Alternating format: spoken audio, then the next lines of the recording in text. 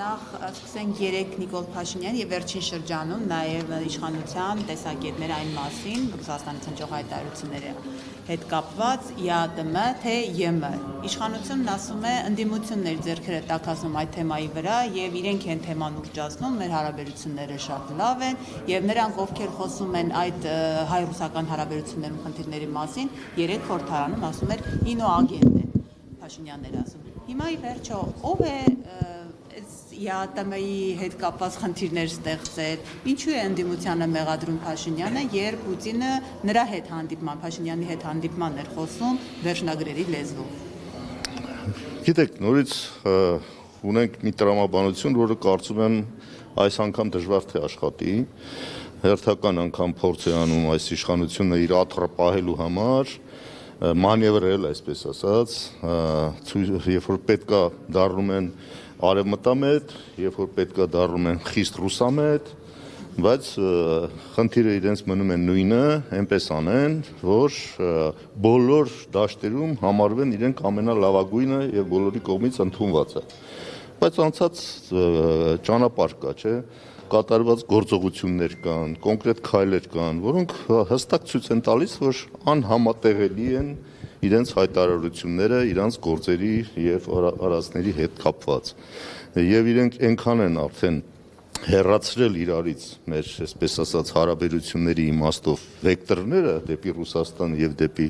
Արևմուտք, որ դժվար են կարողանալու տեղավորվել այդ իրարից հեռացած երկու կողմերում համապատասխանաբար լավագույն ֆավորիտը ճանաչվելու այդ միտումից։ Սա կարծում եմ, որ ակնհայտ է, իրանք 21 թվականին խաղարկեցին այն թեզը, որ իբր գալիս են պաշտպանելու Պուտինի ստորագրությունը, այսպես թե պատկերավոր ասենք, կապված հայտնի նոյեմբերի 9-ի պայմանագրի հետ, որտեղ այդ ժամանակայով մենք խոսում էինք այդ պայմանագրի մտահոգիչ լինելու մասին մեր հարաբերությունների իմաստով եւ նա դարձել էր պաշտպանը եւ սա ինչ որտեղ խաղաց, բայց հիմա տեսանք այդ նոյեմբերի 9-ից նախ ինչ թողեցին եւ հիմա խոսել, որ իրենք ամենառուսական քաղաքականությունը եւ ռուսական շահերը, այսպես ասած, պաշտպանող ռեժիմն են, դա եթե չասեմ ծիծաղ է առաջացնելու, ուղղակի ոչ ոք դրան չի հավատալու։ Ռուսաստանի հետ հարաբերությունները ամենաբարձր մակարդակի վրա են հիմա։ Դե իր ասելով ամենաբարձր, եթե ինքը ամենաբարձր մակարդակը համարում Եվրոմիության ուղղությամբ քայլեր կատարելը, օրենք ընդունելը,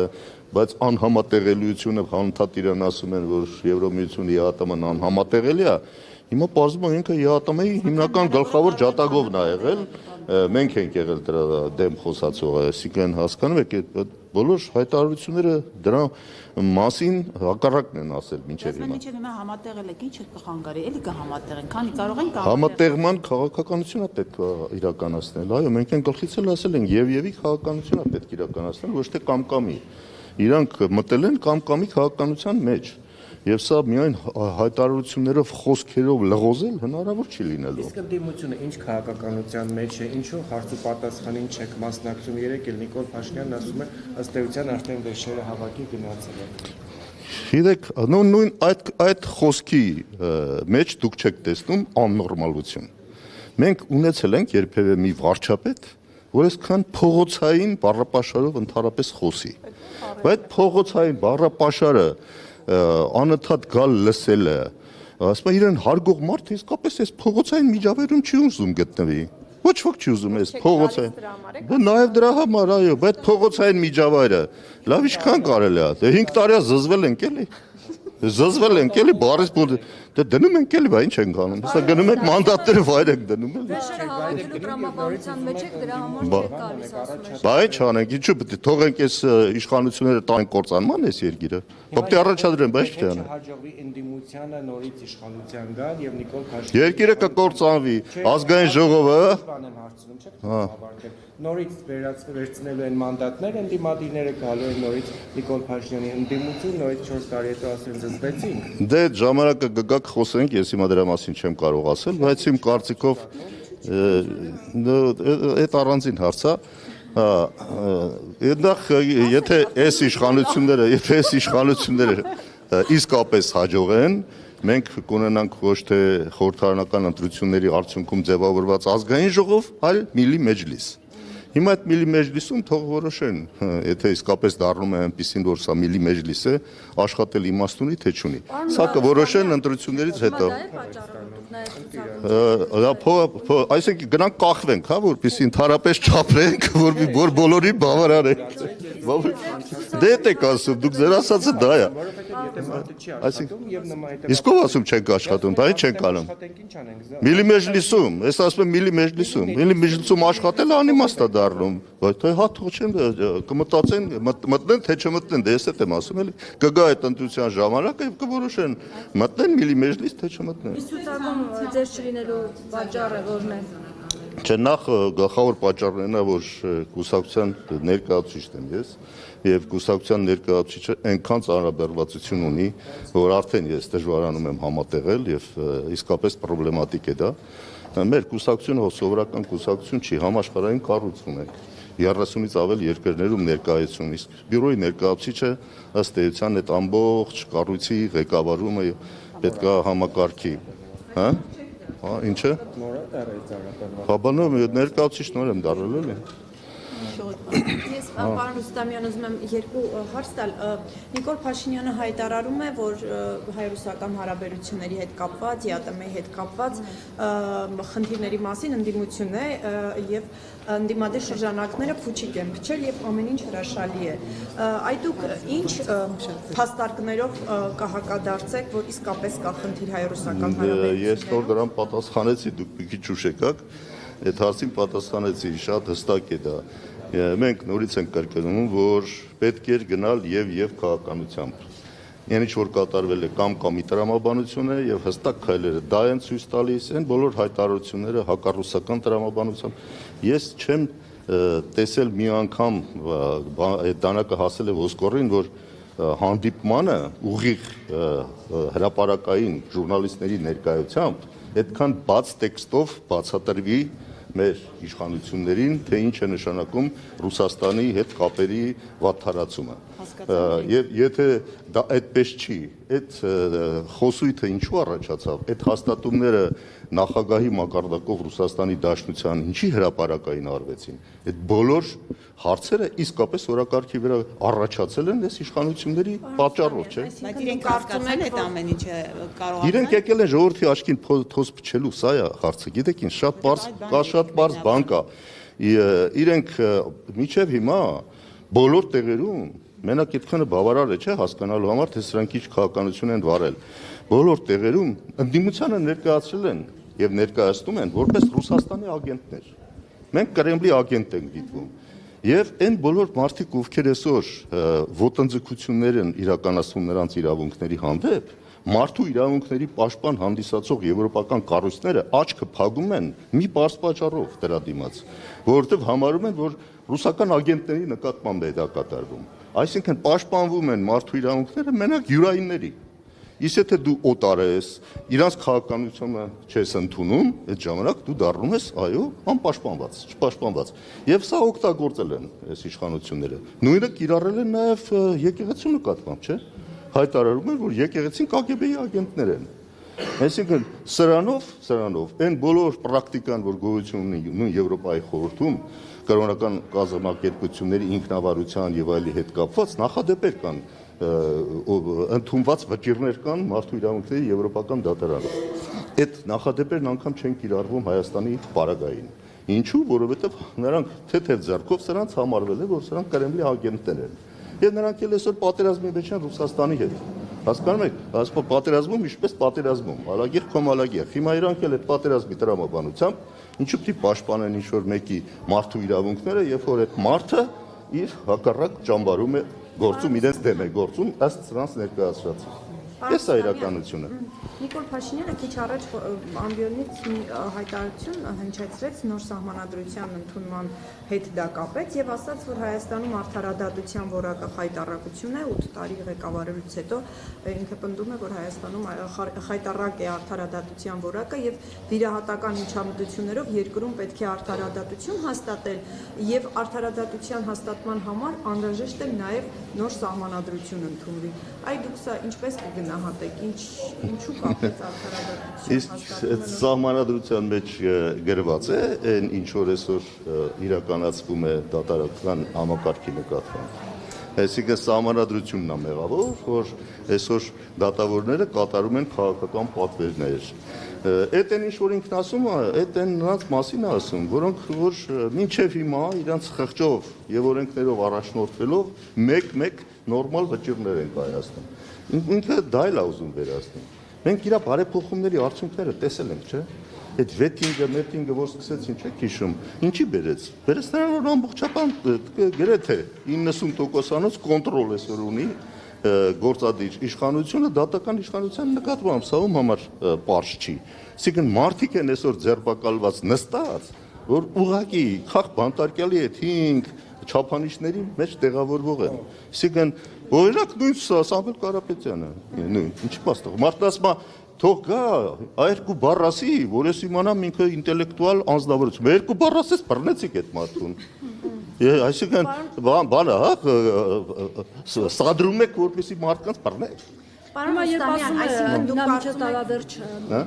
ունեզրկվելու է, ի՞նչ նկատի ունի Փաշինյանը։ Երբ որ այդպիսի հայտարարություններ անում, ասում միջև տարվա Այս ձևի դատական համակարգ ստեղծելով կարող են բոլորին ունեզրկել։ Ինչ խնդիր կա։ Եթե դատարանները իրաց ձեռքում են, այո, կարող են բոլորին ունեզրկել, կալանքներ դնել, ինչ որ հիմա կատարվում է, տեսնում ենք, չէ՞։ Մարդիկ գնում են, երկար տարիներ ապացուցում են, որ այս ինչ որ մեղադրանքներ են անիմաստ է եւ սուտա կեղծա, բայց 3 տարի, 4 տարի դատարաններով քաշ գալով, այսպես ասած, վատիմաստով չեմ ասում, բայց մարդկանց կենցաղ են, չէ՞ փոխում։ Մարդկանց ստիպում են, որպեսզի ամեն ինչ թողեն, գնան իրանց անմեղությունն ապացուցեն։ Եվ այս բաների վերջը պիտի տրվի։ Իսկ ինքն ուզում է դա ավելի խստացնի բնականաբար, լինելու է ընտրովի արդարադատություն։ Անշուշտ, ուրիշ հիմք այսօր այս իշխանությունները բազա որպես այդպեսին իրենց իշխանությունը պահելու չունեն այլևս։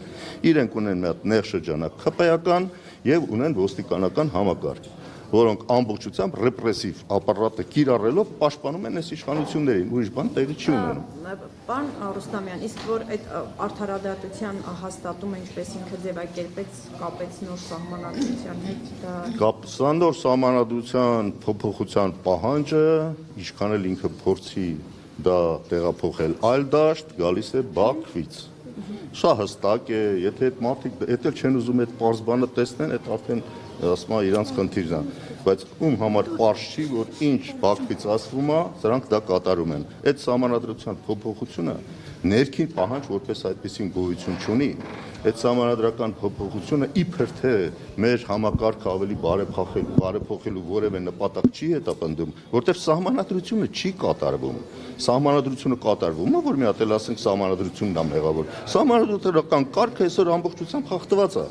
Այո, այնտեղ կա պահանջ, որը դրվում է Բաքվից։ Սա կատարելը պիտի քողարկեն, որ իբր առաջացել են եսի ինչ պատճառներ եւ այլ արդարադատություն եւ այլ։ Ինչ արդարադատություն։ Արդարադատությունը միակողմանի իրականացվում է Նիկոլ Փաշինյանի կողմից։ Պարոն Ռուստամյան, եւ Իշխան Սաղաթելյանն էր առաջարկել ընդդիմությանը միասնական հանրահավաք իրականացնելու, ընդդիմությունը գրեթե առանձին է մասնակցում,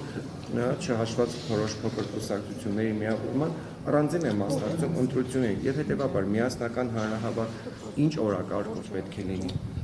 Ընդդիմությունը անկախ ամեն ինչից մի պարզ տրամաբանություն պետք է ընդունի։ Այսօր ոչ ոք չի կարող առանձնաբար հաջողել այս ընտրություններում, 50%-ից ավել ոչ ոք չունի, բայց միասնական ընդդիմությունը կարող է այո ունենալ ավելին, քան այսօրվա գործող իշխանությունն է։ Եվ սա նշանակում է, որ պետք է առաջի հերթին հասնել մասնակցության տոկոսի բարձր մակարդակի։ Դա է տեղի ունենում բոլոր տեղերում, տեսնում եք, որտեղ որ իշխանությունը պարտվում է, երբ որ մասնակցությունը բարձր տոկոս է գրանցել, Հունգարիայի օրինակը ձեզ օրինակ։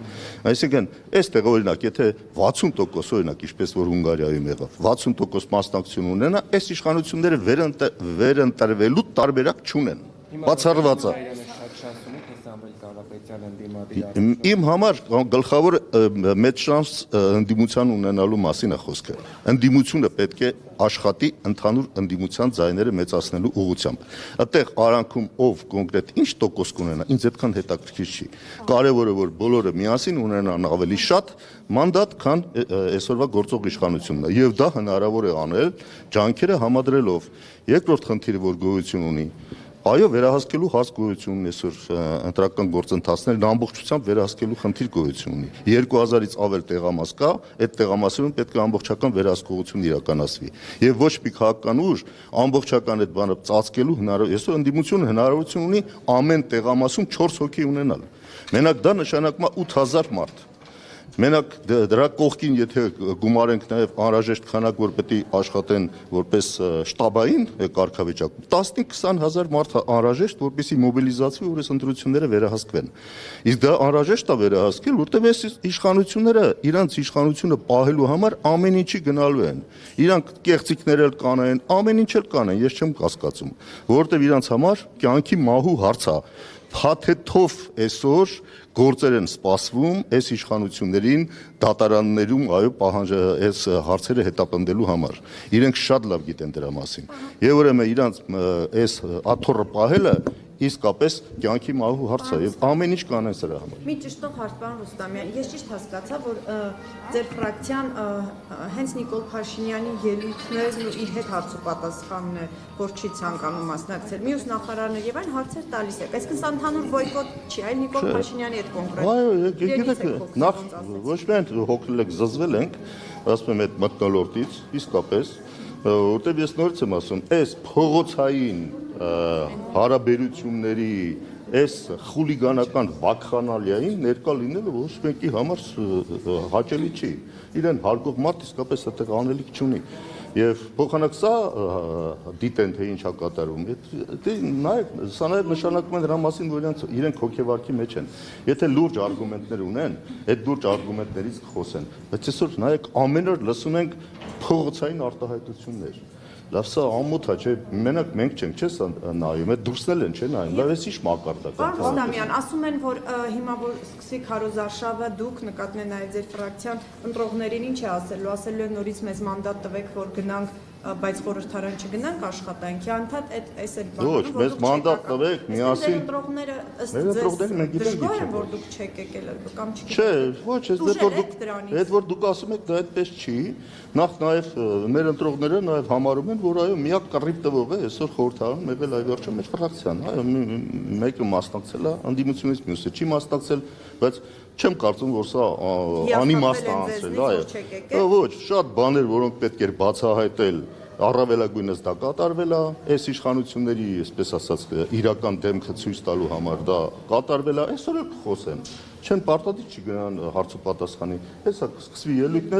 ելույթների ժամանակ մենք մեր մոտեցումները, տեսակետները կներկայացնենք։ Կարծում ենք, որ սա նույնպես անհրաժեշտ է խորհրդանական ամբիոն այդ առումով անհրաժեշտ է օգտագործել։ Խոսքը ուղղել ոչ թե իշխանություններին, այդտեղ անիմաստ է։ Խոսքը ուղղել առաջի հերթին ընտրողներին եւ մեր ժողովրդին։ Այդ դա անելու բոլոր ձևաչափերը մենք պետք է օգտագործենք։ Մնացածը անիմաստ է, մնացածը չեք տեսնում, մեկին 3 ժամկետի իմաստով առավելություն ունի հարցուպատասխանի ժամանակ կառավարությունը։ Դու մի խոսք ես ասում, ինքը այդ խոսքի 3 անգամ ավել ժամանակ ունի պատասխանելու, դրան էլ չի պատասխանում, ուրիշ բանի է պատասխանում։ Աղբոնե դրան պատասխանի կասես ջայնամը գյոռ է, բայց ուրիշ բանի է պատասխանում։ Հաջորդ հարցը տալիս են այդ նույն հարցի պատասխանի հերքող այլ հակասող պատասխան է տալի։ Մարդը օրվա մեջ 10-15 անգամ ինքն իրան հերքում է։ Այսինքն ինչի մասին է խոսքը գնում։ Եկեք ձեր ընտրողներին հանրություն։ Արել ենք, այդքան արել ենք, ինչքան արել ենք, այդքանով էլ կգնահատվենք ընտրողների կողմից։ Ես չեմ կարծում, որ անիմաստ է եղել ընդհանրապես տեղ լինելը։ Իհարկե, ասում եմ, պայմանները եղել են շատ ծանր, բայց անիմաստ չի եղել, կարծում եմ, որ ընտրողները նաև դա կգնահատեն։ Այդ դեպքում ինչ է գալի գրանցվում, որ աշխատավարձ եւ պարգևավճար չէ գալիս են նաև ելույթ են ունենալու, մարդիկ հիմա գալու են ելույթ ունենան, այդ իրանց ասած բառերը հերիք է էլի հալածուի տեղանքունեք։ Ասում եք, ես էլ մեկնաբանում եմ, ասում եմ, հեսա գնում են հարց են տալիս։ Գահարներն էլ իշխանությանն են փոխանցում, որ Փոխանցեք, մեր ինչքան շատ փոխանցեք, այնքան լավ։ Իրանց փոխանցածները, հեսա ժողովուրդը տեսնում է, դրանք եթե գոհար են, ուրեմն վայ մեր գլխին